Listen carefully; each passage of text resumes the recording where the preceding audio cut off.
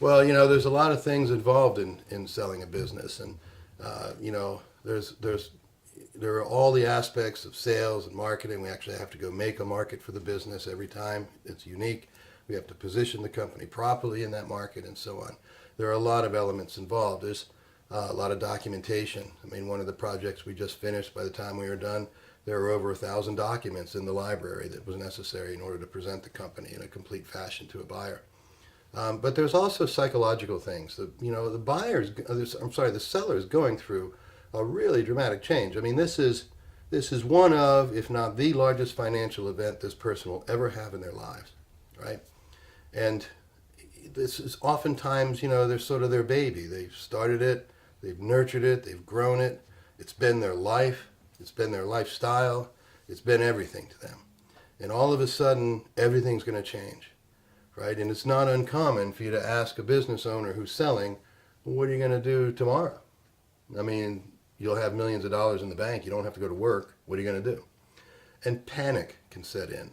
So we've developed some systems in our approach that helps business owners through that psychological transition, helps them find their way so that they don't end up with a mountain of cash that they burn and don't know what to do with, right? Or worse, you don't want lives to become disrupted after one of the most successful events in your life.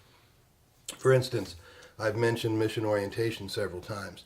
It's one of the key leverage points for us to help escort the seller, who will undoubtedly become very nervous and very skittish right at the end of his negotiation. I mean, literally, we've had people get up from the contract signing and flip out about this very thing. Well, by focusing them on the mission, we're able to help them connect with what's next for them. So, for instance, now, Mr. Business Owner, when you have $20 million in the bank, you can take some portion of that and you can actually affect that cause in a significant way. You can commit yourself to spending all your time or 20% of your time or whatever the appropriate amount of time is on that mission. What ends up happening is they start focusing on that, and the transaction and everything that ensues in that negotiation is just part of the journey to get there. So they don't get hung up in all of this stuff. They just get there, and now they're doing what they've always really wanted to do. That helps them.